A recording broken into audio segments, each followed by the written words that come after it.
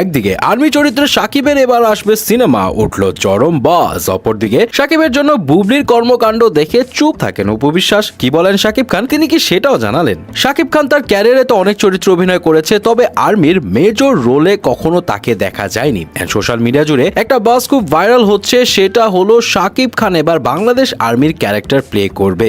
এই ডিটেলস জানানোর আগে বলি, back to back Toofan, Barbaad, তাণ্ডবে শাকিবের ডার্ক সাইড ক্যারেক্টার যেমন ঝড় তুলেছে, তেমনি কারো কারো কাছে মনে হচ্ছে একটু এই ধাঁচ থেকে শাকিবের বের হওয়া উচিত। সো তাদের কাছে শাকিবের নতুন ক্যারেক্টারে বাসটা বেশ ইন্টারেস্টিং লেগেছে। সেসব পোস্টে বলা হচ্ছে মুভিটি বিগ বাজেটের হতে পারে। সিনেমাটি নির্মাণ করছেন বিজ্ঞাপন নির্মাতা হিসেবে পরিচিত সাকিব ফাহাদ, যিনি এই প্রজেক্টের মাধ্যমে বড় পর্দায় অভিষেক করছেন। জানা গেছে শাকিব খান অভিনয় করবে একজন মেজরের চরিত্রে, যেখানে থাকবে দেশপ্রেম, অ্যাকশন ও হৃদয় ছোঁয়া একটি গল্প। বছর শেষে ঈদ ছাড়া অন্য কোনো উৎসবকে টার্গেট করে সিনেমাটি মুক্তি পাবে বলে জানা গেছে। বর্তমানে চলছে প্রি প্রোডাকশনের কাজ, আর খুব শীঘ্রই শুটিং শুরু হবে। এখন এই গুঞ্জন কতটুকু সত্যি জানা নেই, তবে এমনটা হলে খারাপ তো হয় না। কিন্তু প্রশ্ন হলো, শাকিবের হাতে এখন তুফান 2 আছে, আবার বরবাদের টিমও শাকিবকে নিয়ে কাজের পরিকল্পনা করছে, এন্ড তাণ্ডব 2 তো আছেই। সো কখন কোন প্রজেক্টটা ধরবে, লেটস সি। অপরদিকে অপু বিশ্বাসের সঙ্গে শাকিবের ভিডিও ভাইরাল হওয়ার পরে বুবলির একটা পোস্ট দেখে অনেকেই মনে করছিল আবার বোধহয় তাদের মধ্যে